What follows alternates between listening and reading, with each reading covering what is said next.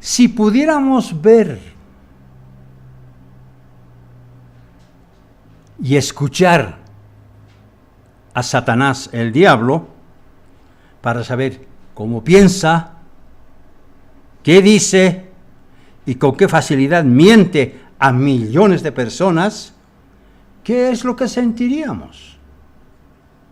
¿Qué es lo que sentiríamos? Posiblemente quedaríamos muy impactados. Sabemos que él es un ser maligno y tal vez muchas veces lo estamos escuchando, pero no nos damos cuenta de ello. Él nos habla sutilmente en nuestra mente y nos incita a cometer errores. Nosotros a veces no nos damos cuenta, pero eso es así, de esa manera obra Satanás. Por eso necesitamos entender y conocer los propósitos del diablo para saber más de sus planes arteros, astutos y maquiavélicos. Necesitamos conocer más cómo obra Satanás. Todos sabemos que el diablo es un experto destructor, devastador y exterminador. No en vano Jesucristo dijo de él una vez delante de los judíos que estaban reunidos con él. Les dijo lo siguiente, Juan capítulo 8, versículo 44. Veamos qué les dijo Jesucristo a los judíos que estaban delante de él. Juan capítulo 8, versículo 44, dice, vosotros sois de vuestro padre el diablo. Claro, ellos dijeron, nuestro padre es Abraham. Nosotros nunca hemos sido esclavos de nadie. ¿Cómo dices ahora nosotros que somos esclavos, etcétera? Y Jesucristo les dice, vosotros sois de vuestro padre el diablo, y los deseos de vuestro padre queréis hacer. Él ha sido homicida desde el principio. ¿Por qué dice desde el principio? Porque él incitó a matar a Abel de manos de Caín. Y no ha permanecido en la verdad. No ha permanecido en la verdad. Porque no hay verdad en él. Cuando habla mentira, de suyo habla, porque es mentiroso y padre de mentira. Eso es Satanás. Así lo califica Jesucristo delante de los judíos. Para ver cuán astuto es Satanás, tenemos que repasar algunas escrituras. Y he escogido esta vez una escritura especial que está en el Antiguo Testamento, que tiene que ver con Israel, donde se nos cuenta que Israel fue derrocada muchas veces por sus enemigos. Israel fue derrocada muchas veces por sus enemigos. Pero así no es tan simple la cosa. Vamos a ver qué hay de por medio. En ese aspecto, el diablo tuvo mucho que ver con dañar al pueblo de Israel. La intención de Satanás siempre es bloquear el plan de Dios. La intención de Satanás es desanimarnos, confundirnos, hacernos dudar de las cosas. Y eso también ocurrió, como les digo, con el pueblo de Israel. Porque trataba de alejarlos cada vez más de Dios. Ese es su objetivo. Aléjense de Dios. No se preocupen. Yo les voy a dar lo que necesitan.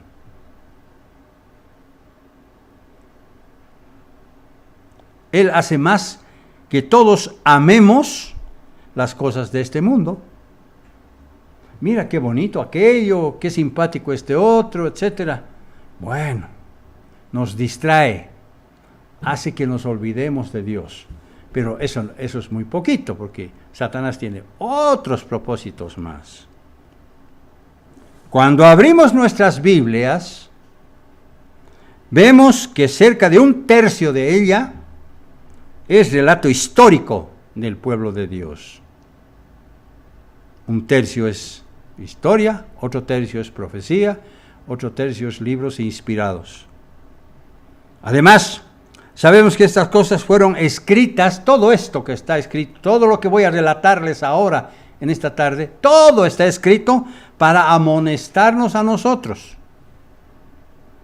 a quienes han alcanzado los fines de los siglos. O sea, es como que dice, despierten, dense cuenta de lo que está pasando. Por supuesto que el diablo conoce muy bien la historia bíblica, conoce mejor que nosotros. Y sabe cuáles son las mejores lecciones que él nos puede dar. Porque él estuvo presente desde entonces, cuando nosotros todavía no existíamos. El diablo sabe muchas cosas.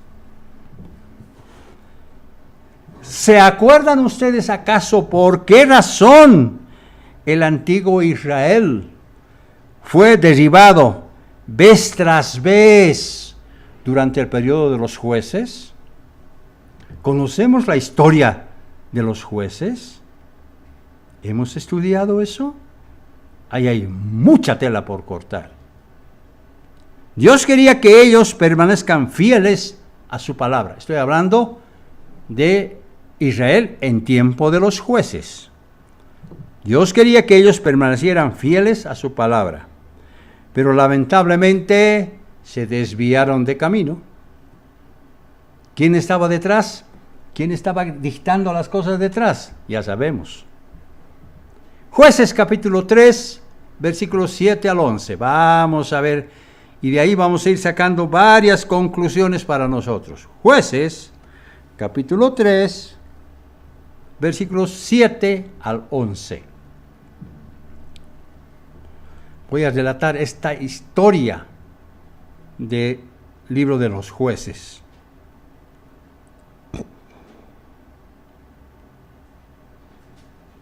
Dice, Jueces, capítulo 3, versículos 7 al 11. Vamos a tocar varios pasajes del libro de los jueces esta tarde.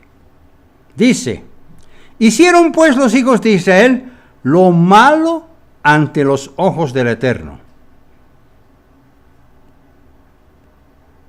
O sea, apenas los había sacado, apenas había muerto Josué. Cuando empezaron ellos a caminar, ahí nomás, ya se desviaron.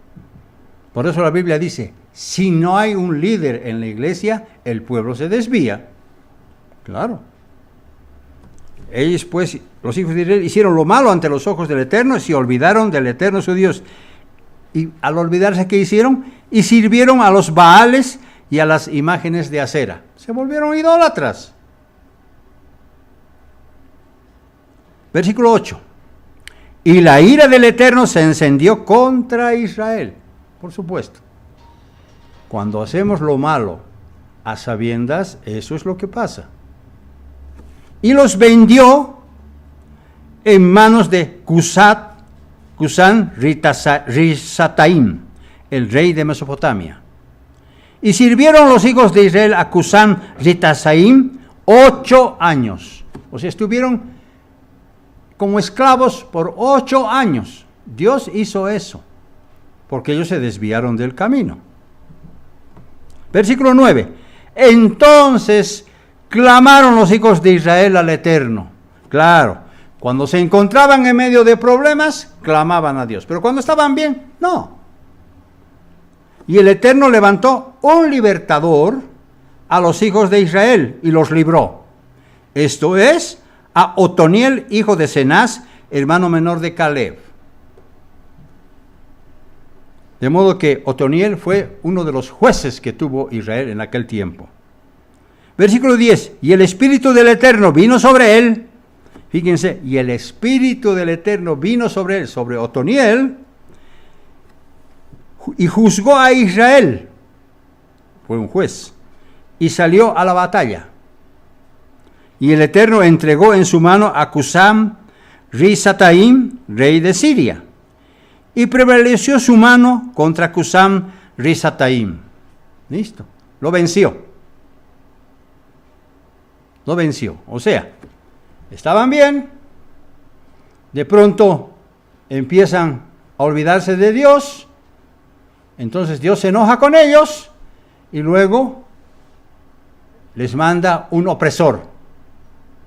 Ellos empiezan a clamar entonces y les da un salvador, un juez.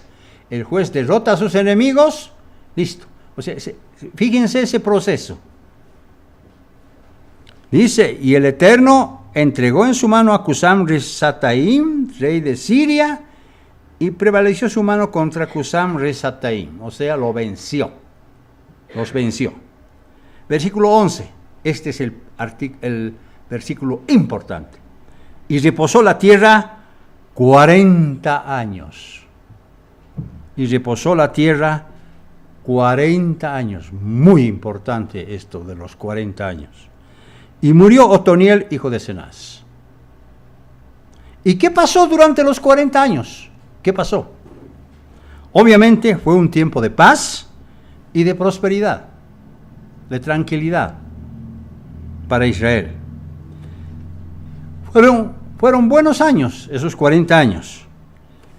Pero el rugido del león estaba encima de ellos. El rugido del león estaba encima de ellos. ¿Por qué? Volvieron los hijos de Israel a hacer lo malo ante los ojos del Eterno. Y el Eterno fortaleció a Eglón, rey de Moab, contra Israel, por cuanto habían hecho lo malo ante los ojos del Eterno. ¿Se fijaron? Es una secuencia. Es una continuación.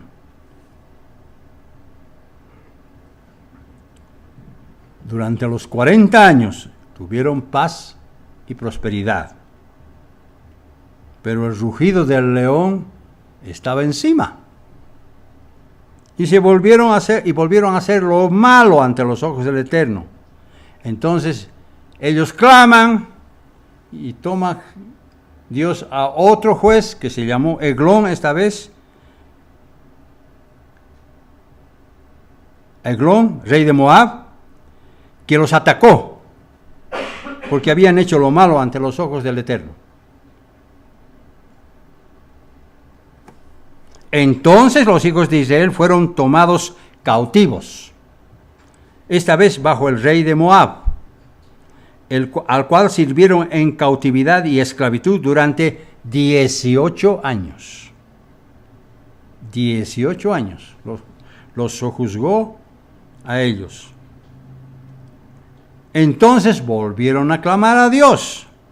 Él los escuchó y esta vez los libró con la ayuda de Ahod, otro juez, quien libertó al pueblo, matando como a 10,000 hombres de los moabitas. O sea, la secuencia es como un loop, como un círculo vicioso. Se está repitiendo otra vez. Versículo 30. Así fue subyugado Moab aquel día bajo la mano de Israel, gracias al juez Ahod. Y reposó la tierra 80 años. Es decir, 2 periodos de 40 años. 2 periodos de 40 años. Y otra vez Israel tuvo paz y prosperidad. Ah, qué lindo, qué hermoso. Clamamos a Dios, Dios nos manda un juez, el juez derrota y nosotros estamos para vivir otra vez en paz. Pero durante ese tiempo, los hijos de Israel se hicieron un pueblo sensualista y amante del placer. Jueces, capítulo 4 y versículos 1 al 2. El círculo vicioso se vuelve a repetir otra vez. Jueces, capítulo 4, versículos 1 al 2. Dice: después de la muerte de Ahod, los hijos de Israel volvieron a hacer lo malo ante los ojos del Eterno. Versículo 2. Y el Eterno los vendió en mano de Jabín, rey de Canaán, el cual reinó en Azor, y el capitán de su ejército se llamaba Sísara, el cual habitaba en Hazoret Goim. Otra vez los entregó en manos de ellos. Con carros de fuego, de hierro, y un poderoso ejército, el rey de Canaán y el capitán de su ejército, Sísara, oprimieron fuertemente a los hijos de Israel durante 20 años. Primero fueron 8, después fueron 18, ahora son 20 años. Pero Dios, que amaba a su nación, volvió a escuchar el clamor y el dolor y sufrimiento de su pueblo. Entonces su misericordia se extendió sobre ellos una vez más.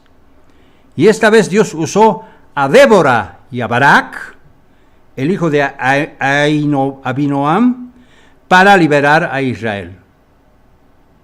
Y después de que fueron liberados del dolor y sufrimiento, las Escrituras nos dicen esta vez lo siguiente. Jueces capítulo 5 y versículo 3. Dice, y la tierra reposó 40 años. ¿Y qué sucedió en esos años cuando Israel estuvo libre del yugo de los cananeos? ¿Qué sucedió durante esos 40 años? Jueces capítulo 6 y versículo 1. Los hijos de Israel hicieron lo malo ante los ojos del Eterno. Otra vez. Y el Eterno los entregó en mano de Madián por 7 años. Los madianitas empezaron a sojuzgar al pueblo de Israel. Por entonces, los israelitas se habían degenerado con perversiones paganas y sexuales. Se degeneraron totalmente. Porque cuando tuvieron paz, volvieron a la producción de la tierra. Y de la producción de la tierra pasaron al placer. Y en medio de su placer se olvidaron del Eterno y se sumergieron en el paganismo y en toda práctica vil.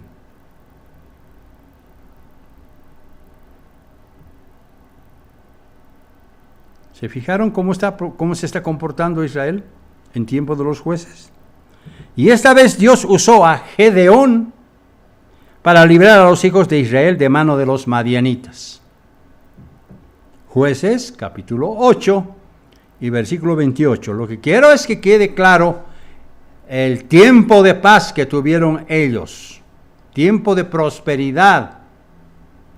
Jueces, capítulo 8 y versículo 28. Dice, así fue subyugado Madián delante de los hijos de Israel, y nunca más volvió a levantar cabeza. Claro, porque fue destruido gracias a Gedeón. Y reposó la tierra 40 años en los días de Gedeón.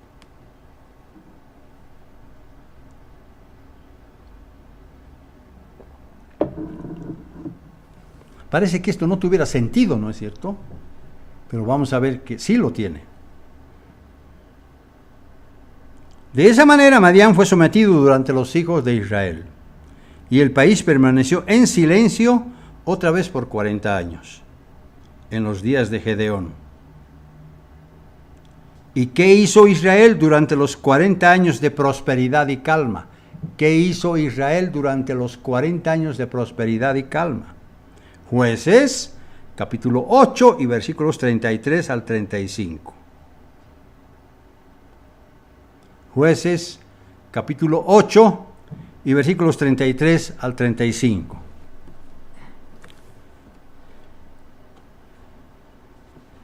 Pero aconteció que cuando murió Gedeón, los hijos de Israel volvieron a prostituirse, yendo tras los Baales, y escogieron por Dios a Baal Berit. Se prostituyeron otra vez. Apenas había muerto el juez que los estaba controlando. Versículo 34. Y no se acordaron los hijos de Israel del Eterno su Dios. Subrayo esto. Y no se acordaron los hijos de Israel del Eterno su Dios, porque se habían prostituido.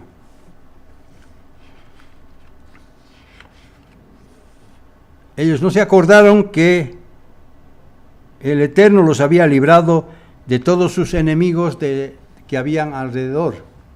Ellos tenían 7 enemigos entonces, en todo alrededor de la tierra de Canaán. Bueno, Dios los fue salvando, pero igual no entendieron y se prostituyeron. El rugido del león estaba encima de ellos.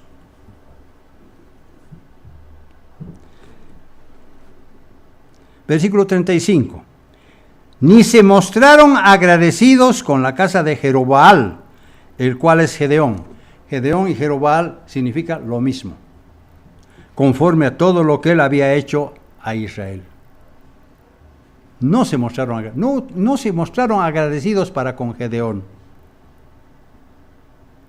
Vemos entonces que cada vez que Israel fue librada del cautiverio, de la persecución y sufrimiento, la tierra descansaba 40 años, y una vez descansó 80, 2 periodos de 40 años. ¿Qué quiere decir 40 años? ¿Qué significa 40 años? 40 es el número de prueba en la Biblia. 40 es el número de prueba en la Biblia. Por ejemplo, Dios ayunó 40 días y 40 noches en el desierto, como nos dice Mateo 4:2. Era una prueba de que Jesucristo era el Mesías. También Israel estuvo en el desierto 40 años.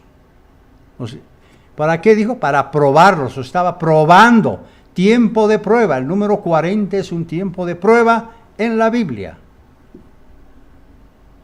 Por eso, cuando Israel fue liberado de la persecución y vivieron a gusto con prosperidad durante esos años, en realidad estaban pasando por una prueba y ellos no se daban cuenta, sino que en lugar de mantenerse firmes después de que Dios los liberó, más bien se prostituyeron. Las Escrituras nos dicen que continuamente Israel se olvidaba de Dios, recurriendo a prácticas paganas de idolatría, de perversión y prostitución. La historia es muy sólida en este aspecto, muy clara. La paz que Israel experimentaba cuando los salvaba un juez, se trataba de una prueba para ellos, porque Dios quería saber si iban a dejar sus malos caminos. Pero ¿qué hacían ellos? Hacían exactamente lo contrario. ¿Quién estaba encima de ellos? Satanás. Ellos no supieron agradecer a Dios por el bien que les hizo durante las 7 opresiones que tuvieron o que recibieron de parte de sus enemigos. Sabemos que 7 es un número completo para Dios. La historia es bien clara al respecto. Evidentemente esto constituye una importante lección para nosotros. Por ese motivo debemos estar agradecidos y gozosos cuando nos encontramos en diversas pruebas. Ahí está pues. Ahí está. Debemos estar agradecidos y gozosos cuando nos encontramos en diversas pruebas, sabiendo que gracias a nuestro carácter también ponemos a prueba nuestra fe. Es decir, que nosotros debemos tener gozo cuando nos encontramos en medio de pruebas. ¿Qué les dije al principio? ¿Están felices? ¿Están contentos? Yo lo estoy, aunque tengo muchas pruebas, pero estoy feliz. Eso es lo que Dios quiere. Eso es lo que Dios quiere. Porque de esa manera mostramos nuestra gratitud y fidelidad a Dios. Yo no voy a decir, bueno, Dios me está mandando muchas pruebas muy duras, las estoy viendo negras. No, yo me voy a alejar de Dios y me voy. No. No es esa la forma de reaccionar, la forma correcta. Debemos mostrar nuestra gratitud y fidelidad, gozándonos por las pruebas que Dios nos manda, orando, meditando, estudiando la Biblia y ayunando, como algunos hemos hecho esta semana, para ser mejores candidatos para el reino venidero de Dios. ¿Cómo Dios nos está probando a nosotros? Igual que probó a Israel. A Israel lo probó muchas veces. Y hemos visto que 7 veces ellos fallaron a las pruebas que Dios les había mandado.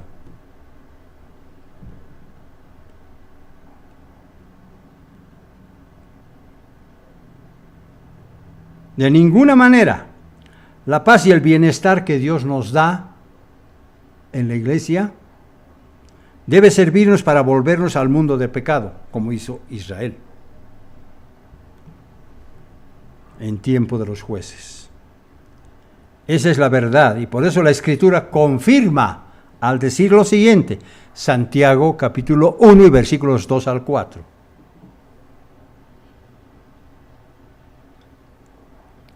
Muchas veces hemos leído esta Escritura y Dios decía, ¿por qué dice esto? Ahora lo entendemos. Ahora lo entendemos. Santiago capítulo 1 y versículos 2 al 4 dice, hermanos míos, tened por sumo gozo cuando os halléis en diversas pruebas. Ahí está, pues. Ahí está. Tened por sumo gozo cuando os halléis en diversas pruebas. Cuando uno está llorando tiene que reír. Tiene que estar feliz. Porque esa es la manera como Dios se agrada cuando nosotros estamos en medio de pruebas. Porque la prueba nos acerca más a Dios en lugar de alejarnos. Versículo 3, sabiendo que la prueba de vuestra fe produce paciencia. Mas tenga la paciencia su obra completa para que seáis perfectos y cabales, sin que os falte cosa alguna. Eso hace pues una prueba, eso hace pues el gozo mediante las pruebas. Primera de Pedro capítulo 1 y versículos 6 al 7, otra escritura que dice lo mismo.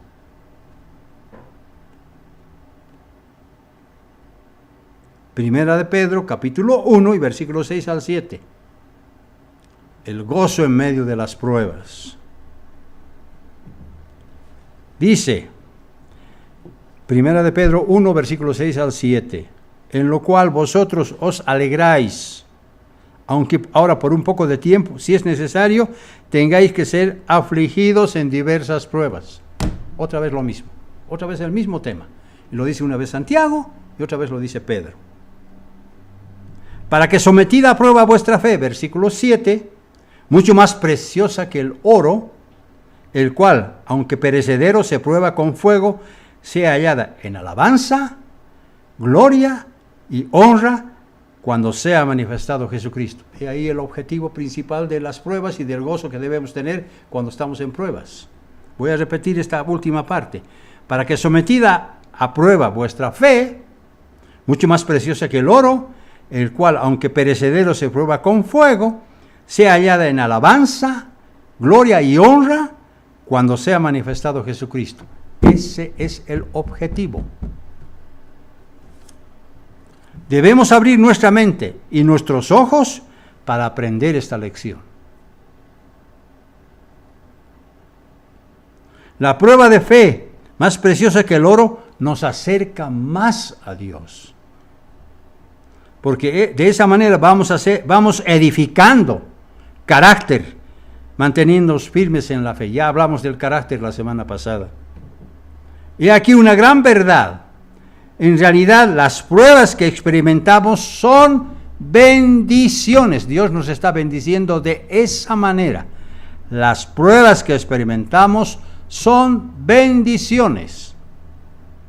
Porque una vez que la prueba concluye, vamos a estar más cerca de Dios. Es decir, Las pruebas nos acercan en lugar de alejarnos de Dios. ¿Por qué? Porque nosotros no podemos caer en el mismo error que cayó Israel en tiempo de los jueces.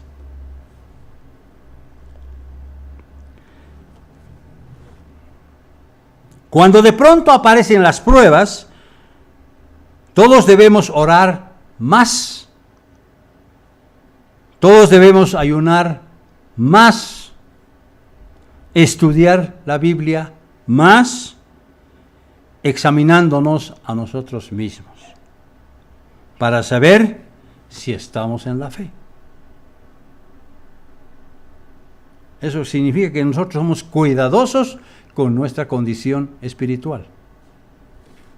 Con razón la Biblia dice que la prueba de fe es más preciosa que el oro, claro.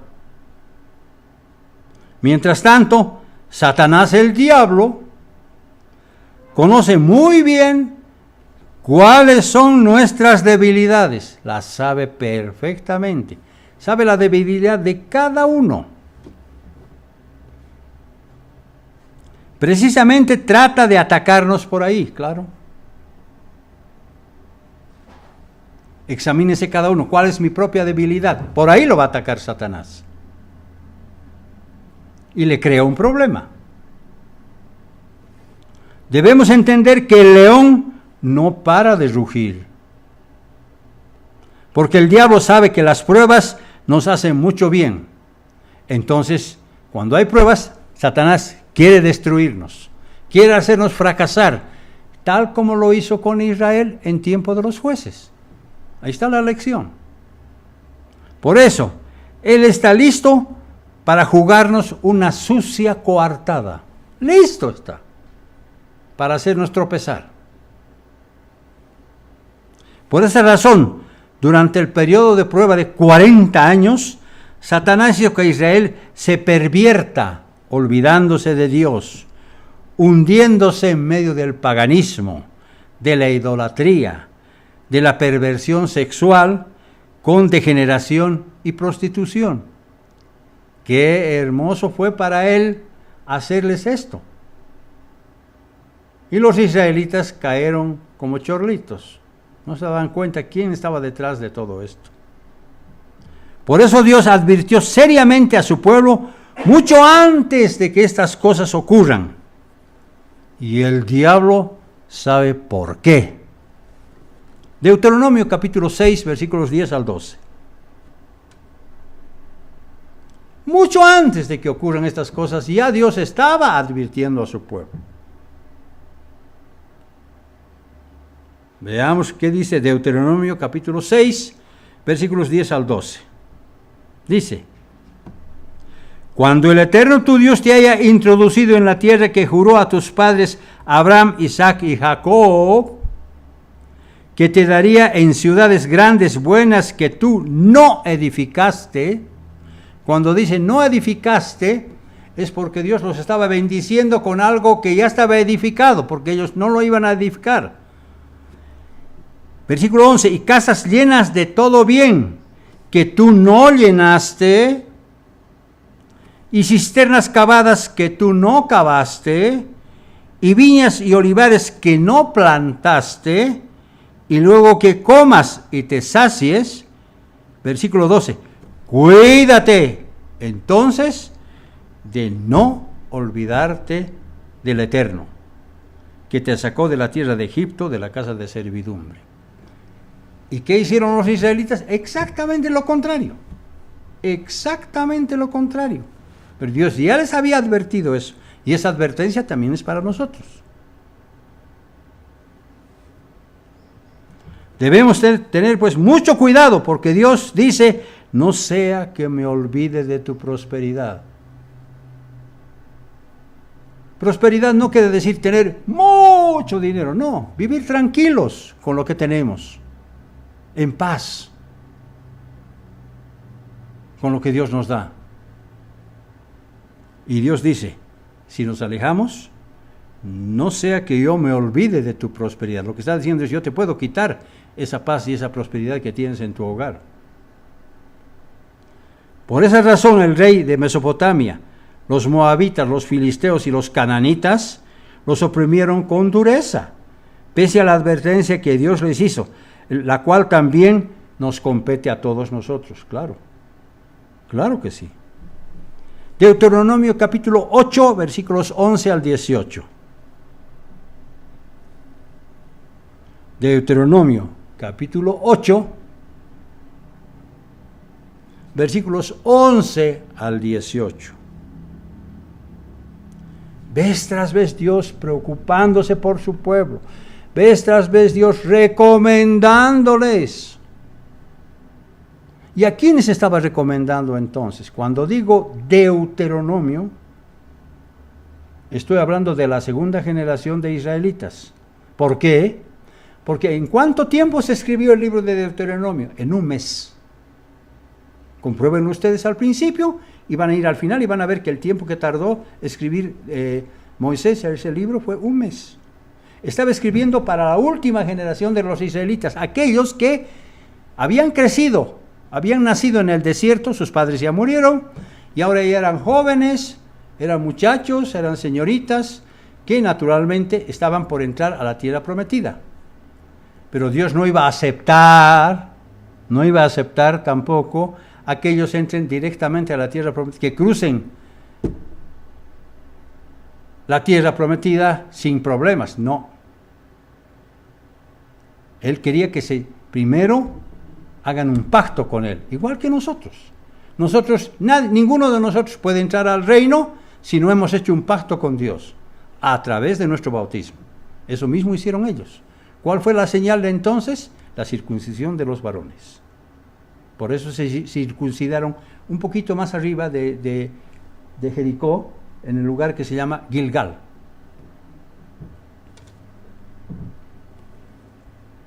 No sea que me olvide de tu prosperidad. Muy importante lo que Dios dice. Por esa razón el rey de Mesopotamia y todos ellos oprimieron con dureza. Y dije que eso también nos compete a nosotros. Deuteronomio 8, versículos 11 al 18. Cuídate de no olvidarte del Eterno tu Dios para cumplir sus mandamientos, sus decretos, sus estatutos que yo te ordeno hoy. ¿Listo? Cuídate de no olvidarte del Eterno para cumplir sus mandamientos, sus decretos, sus estatutos que yo te ordeno hoy. Versículo 12. No suceda que comas y te sacies y edifiques buenas casas en que habites. O sea, nos está hablando aquí de bendiciones. Y tus vacas y tus ovejas se aumenten, y la plata y el oro se te multipliquen, y todo lo que tuvieres se aumente. Bendición tras bendición. Versículo 14. Y se enorgullezca tu corazón y te olvides del Eterno tu Dios. La lección es la misma. Y se enorgullezca tu corazón y te olvides del Eterno tu Dios, que te sacó de la tierra de Egipto, de la casa de servidumbre. Versículo 15. Que te hizo caminar por un desierto grande y espantoso, lleno de serpientes ardientes y de escorpiones, y de sed, donde no había agua, y Él te sacó agua de la roca del pedernal. Dios como que les está recordando. Que te sustentó con maná en el desierto, comida que tus padres no habían conocido, afligiéndote y probándote, para que a la postre te haga bien. El tiempo de Israel en los 40 años fue un tiempo de prueba, definitivamente. Versículo 17. Y digas en tu corazón, mi poder y la fuerza de mi mano me han traído toda esta riqueza. Versículo 18, si no, acuérdate del Eterno tu Dios, que Él te da el poder para hacer las riquezas, a fin de confirmar su pacto que juró con tus padres, como en este día. Listo. Dios es fiel, la fidelidad de Dios nunca nos va a fallar. Nosotros estamos en cuestionamiento, los seres humanos podemos todavía fallarle a Dios. Obviamente, todos no queremos fallar a Dios. Felizmente todos permanecemos fieles a Dios hasta ahora. Debemos estar entonces gozosos cuando Dios nos prospera, porque también se trata de una prueba. Listo, ahí está. Como un examen espiritual para saber si nosotros vamos a continuar siendo obedientes y fieles, en lugar de olvidarnos de Dios cometiendo actos bochornosos, como los que hizo Israel en tiempo de los jueces. En realidad, Dios nos está enseñando a cómo resistir las pruebas. Eso nos está enseñando. Él dice que no debemos olvidarnos de reconocerlo como nuestro supremo creador y padre en medio de nuestra carrera espiritual. Ahora entendemos más a fondo por qué las pruebas, cómo debemos reaccionar ante ellas y qué es lo que Dios quiere a través de ellas. Hebreos capítulo 12 y versículo 2. Hebreos capítulo 12 y versículo 2.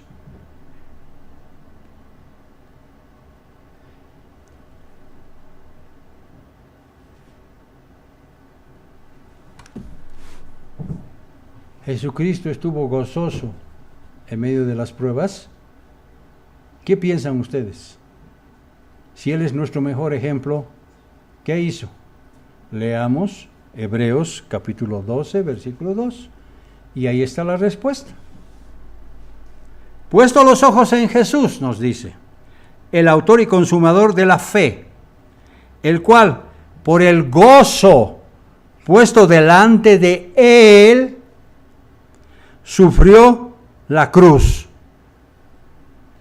¿No? Menospreciando el oprobio, y se sentó a la diestra del trono de Dios. Listo. ¿No debemos tomar ejemplo de nosotros? Claro que sí. Ahí está. Jesucristo nos ha dado el ejemplo. Fíjense que Jesús pasó por lo mismo. Mientras que Israel estuvo lejos de obedecer a Dios cuando se encontraron en bonanza y en paz. Por eso tuvo que soportar 7 opresiones durante los 330 años que duró el periodo de los jueces. ¿No se dieron cuenta que 40 era un número de prueba para conducirse rectamente? Lamentablemente, ellos actuaron muy mal. En cambio, nosotros debemos conducirnos cuidadosamente, porque Satanás sabe muy bien el momento preciso para hacernos tropezar. Él sabe cuándo nos va a hacer tropezar. Nos mete una zancadilla y ahí caemos. Porque conoce nuestras debilidades. Por eso Dios no se cansaba de advertir a Israel vez tras vez. Deuteronomio capítulo 32 y versículo 15. Y fíjense, todas las advertencias están en Deuteronomio, porque ya aquellos que habían salido de Egipto ya habían muerto. Deuteronomio capítulo 32, versículo 15 dice, pero engordó, fíjense por favor, entiéndanlo, pero engordó Jesurún. Jesurún es sinónimo de Israel, es lo mismo. Jesurún o Israel es lo mismo. Pero engordó Israel, diría yo, y tiró coces. Es decir, engordaste, te cubriste de grasa. Está hablando no en términos físicos. Entonces abandonó al Dios que le hizo y menospreció a la roca de su salvación. Listo.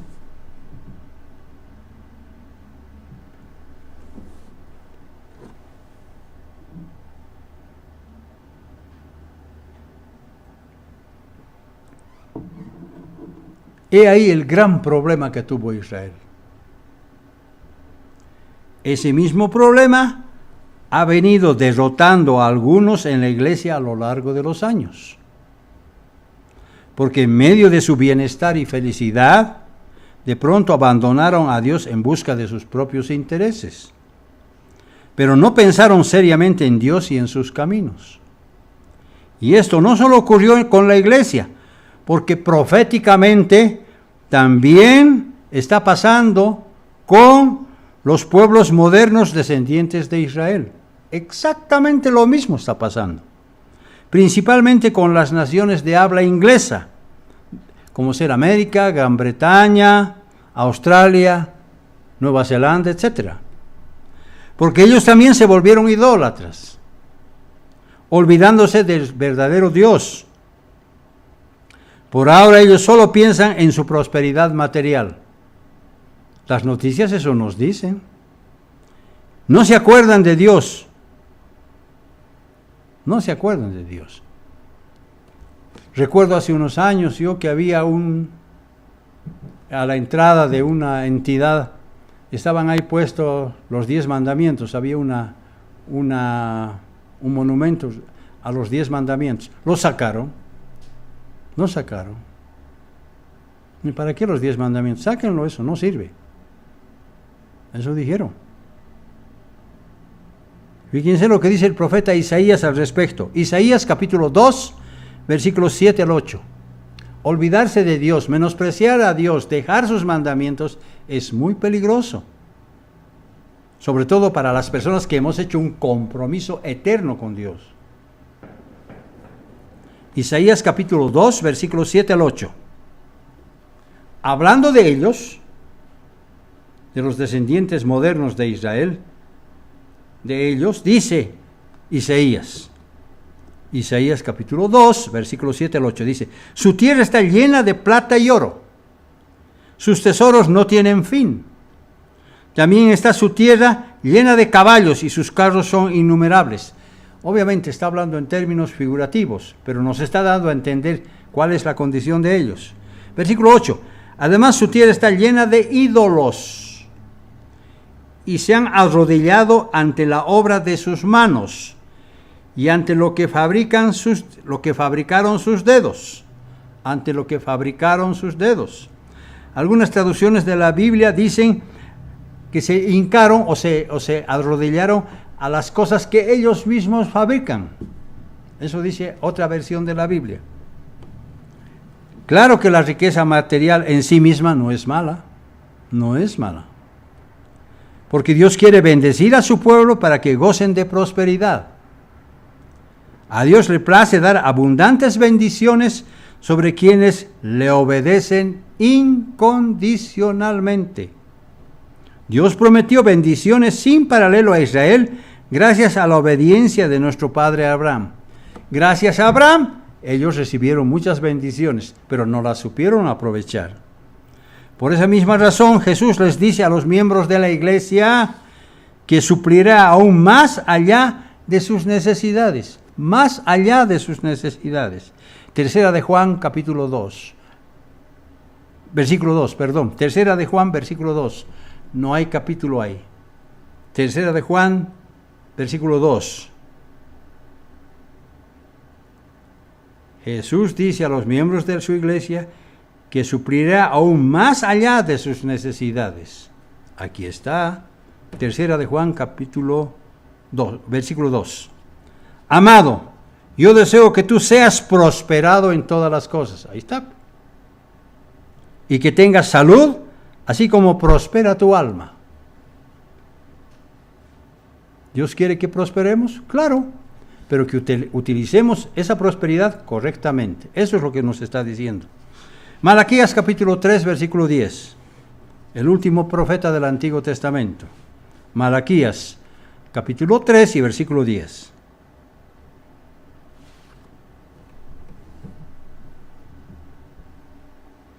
Prosperidad, bendiciones, paz. Eso quiere darnos Dios cuando somos pueblos obedientes. Por eso hay una escritura en Salmos que dice: mucha paz tienen los que guardan tus mandamientos. Cierto, mucha paz tienen los que guardan tus mandamientos. Malaquías capítulo 3, versículo 10. Dice: traed todos los diezmos al alfolí, y hay alimento en mi casa. Y probadme. Fíjense, Dios dice: pruébeme y probadme ahora en esto, dice el Eterno de los ejércitos. Si no, os abriré las ventanas del cielo y derramaré sobre vosotros bendición hasta que sobreabunde. Dios nos quiere dar prosperidad, mientras nosotros cumplimos con Dios, Él nos va a dar eso. Nos va a dar paz, nos va a dar tranquilidad, nos va a dar salud. Dios promete bendecir y prosperar a sus hijos, a quienes son fieles con sus diezmos y ofrendas. Eso nos está diciendo. La Biblia contiene docenas de reglas sobre el manejo apropiado del dinero y el uso de la sabiduría en las finanzas. Dios busca incesantemente a quien bendecir para que sea prosperado, para que no se desvíe como lo hicieron los israelitas en tiempo de los jueces. Proverbios capítulo 14 y versículo 24.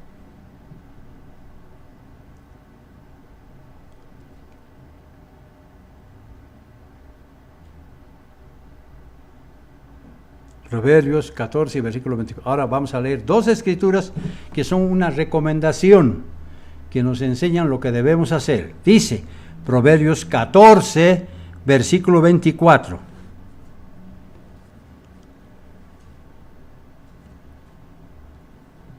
Cuando digo esto, hay mucha tela que cortar. Dice, las riquezas de los sabios son su corona. Las riquezas de los sabios son su corona. Hay muchas cosas que podemos decir aquí. Riqueza de los sabios. ¿Cuál es la riqueza? La obediencia a Dios. Esa es nuestra riqueza también. Pero la insensatez de los necios es su infatuación. Pero la insensatez de los necios es su infatuación. Es decir, su envanecimiento. Eso es lo que quiere decir infatuación. Se envanecen. La insensatez de los necios. También Dios nos advierte a tener cuidado con las riquezas. ¿De qué manera nos dice que nosotros debemos administrar lo que tenemos? Salmos capítulo 62 y versículo 10.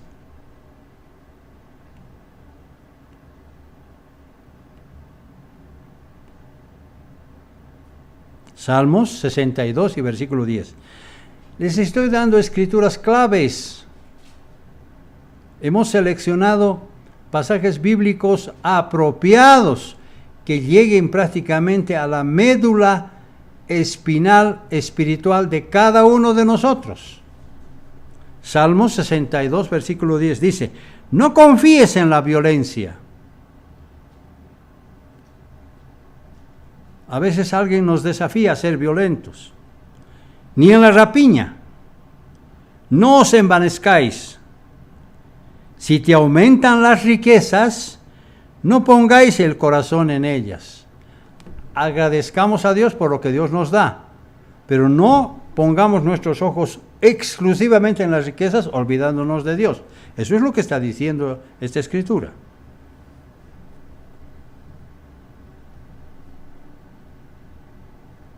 Satanás, que conoce muy bien las escrituras, continuamente lanza sus dardos llenos de veneno y maldad para hacer que sus seguidores vuelquen sus corazones sobre cosas materiales.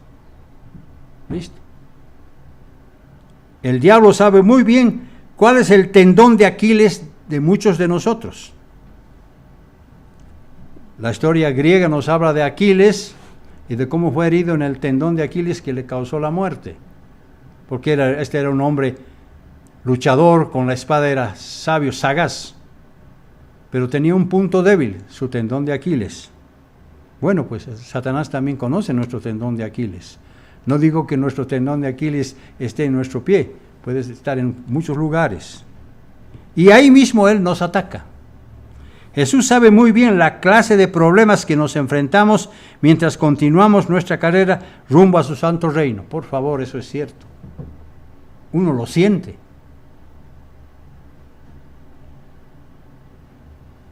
Cuando estamos enfrentando muchos problemas en silencio, entonces ahí Satanás empieza a serrucharnos el camino. El león ruge una vez más. Por eso,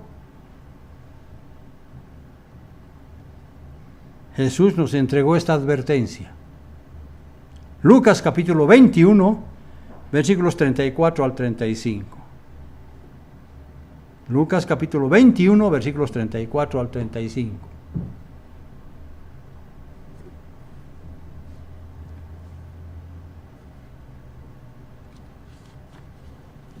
Fíjense lo que nos dice Jesucristo. Aquí está.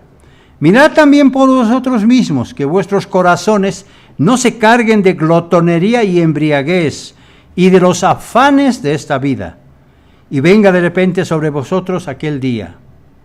Porque como lazo vendrá sobre todos los que habitan sobre la faz de toda la tierra.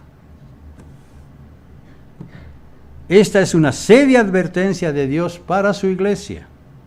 En realidad, nos está diciendo, hijos, no se concentren demasiado en lo material.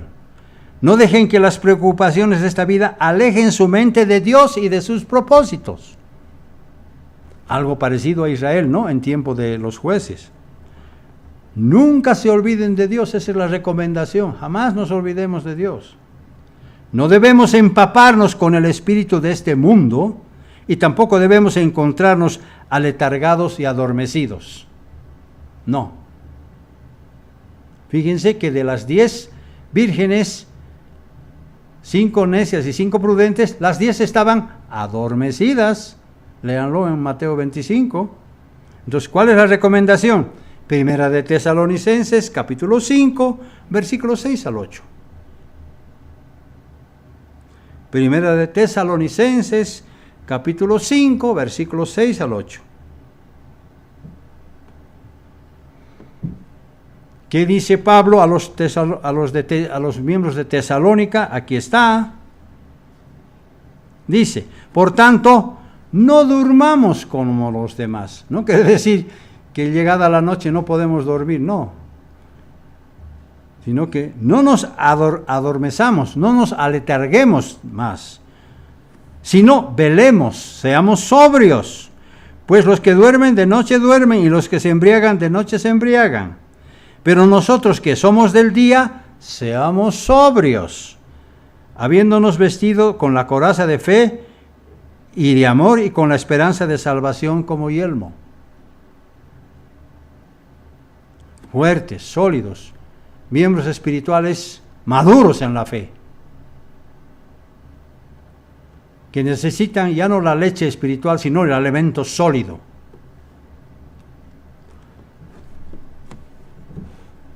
Hoy, casi todo el mundo se encuentra frenéticamente preocupado por los afanes de esta vida. Eso es lo que vemos. Los gobiernos están preocupados por eso, por crear más dinero. Todo el mundo está así. ¿Cómo podemos obtener más dinero? Esa es su preocupación. Pero Dios nos advierte en contra del espíritu codicioso y egoísta que muchas veces prevalece en las sociedades del mundo de hoy. Por eso, los ricos caen en tentación y lazo, y en muchos deseos insensatos que hunden y destruyen a los hombres, llevándolos directamente hacia la perdición. Primera de Timoteo capítulo 6, versículos 9 al 10. Esta es la recomendación que el apóstol Pablo le hizo al joven Timoteo. ¿Qué le dice? En Primera de Timoteo capítulo 6, versículos 9 al 10. Porque los que quieren enriquecerse caen en tentación y lazo, y en muchas codicias necias y dañosas, que hunden a los hombres en destrucción y perdición. ¿Ven el paralelo con Israel? Hay un paralelo grave aquí. Porque raíz de todos los males es el amor al dinero, el cual codiciando algunos se extraviaron de la fe y fueron traspasados de muchos dolores, igual que Israel en tiempos de los jueces. Sin autocontrol ni restricción, el dinero se convierte en una maldición. Por eso, uno de los objetivos de Satanás consiste en alentarnos a destruirnos a nosotros mismos. Él nos crea sagazmente un problema, y con ese problema él pretende destruirnos, convirtiendo las bendiciones en maldiciones. Eso es lo que Satanás continuamente hace. El rugido del león que siempre está listo para devorar a quien sea. Por eso Jesús dijo en Mateo capítulo 6 y versículo 21 lo siguiente. Mateo capítulo 6 y versículo 21.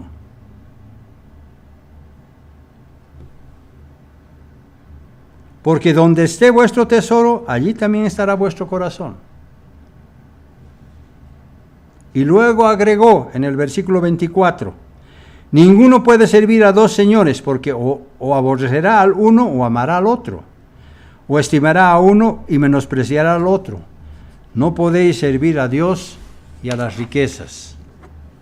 Debemos ser cautelosos. Por eso el verdadero cristianismo es un cristianismo de equilibrio. Debemos ser equilibrados con nuestras sensaciones, con nuestras emociones, con lo que hacemos, con lo que pensamos, equilibrados. Dios está en contra del materialismo, de los placeres de esta vida y de sus caminos equivocados. La Biblia claramente revela que la mente puesta en la carne y en las riquezas son enemistad para Dios. Romanos capítulo 8, versículos 4 al 7.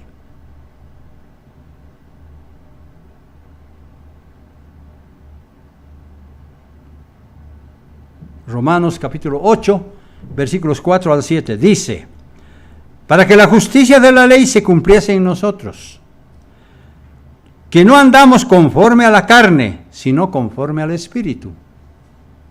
Porque los que son de la carne piensan en las cosas de la carne, pero los que son del Espíritu en las cosas del Espíritu. Aquí Espíritu está con mayúscula, o sea, ya saben a qué se refiere. Porque el ocuparse de la carne es muerte, pero el ocuparse del Espíritu es vida y paz. Versículo 7, por cuanto los designios de la carne son enemistad contra Dios, porque no se sujetan a la ley de Dios, ni tampoco pueden. Por supuesto que el diablo odia nuestro bienestar, claro. Él se esfuerza en dominarnos para que vivamos en la miseria como una maldición. Eso hace. Mientras que el auge es una bendición de Dios, pero debe ser usado apropiadamente. El diablo quiere que todos abusemos del progreso para convertirlo en una maldición, y de esa manera permanezcamos alejados de Dios. Eso es lo que quiere Satanás. La lección es la misma. Por eso hay mucha tela por cortar ahí en la época de los jueces, con esas 7 opresiones que tuvo Israel de los pueblos cananeos que los rodeaban. Efesios capítulo 6 y versículo 12. Efesios capítulo 6 y versículo 12. Este es un recuento que nos hace Pablo y que nos recuerda contra quiénes tenemos lucha. Dice, porque no tenemos lucha contra sangre y carne, sino contra principados, contra potestades, contra los gobernadores de las tinieblas de este siglo, contra huestes espirituales de maldad en las regiones celestes.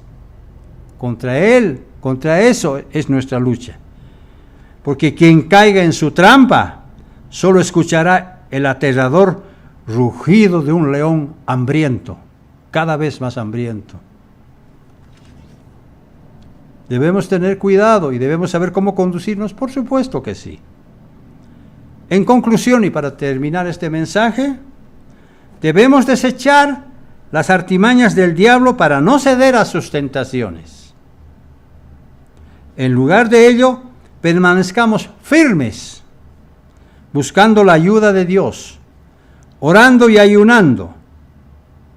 Jamás escuchemos sus intrigas y sus tentaciones. Más bien, sometámonos a las correcciones de nuestro Dios. Dios a veces nos corrige cuando estamos cometiendo un error. Permitamos que nos corrija Dios, porque solo Él nos puede guiar a través de su palabra, nadie más. Tampoco cometamos el error de volvernos al mundo mientras Dios nos otorga paz y prosperidad. ¿Son compatibles el gozo en medio de las pruebas? ¿Son compatibles el gozo en medio de las pruebas? Por supuesto que sí.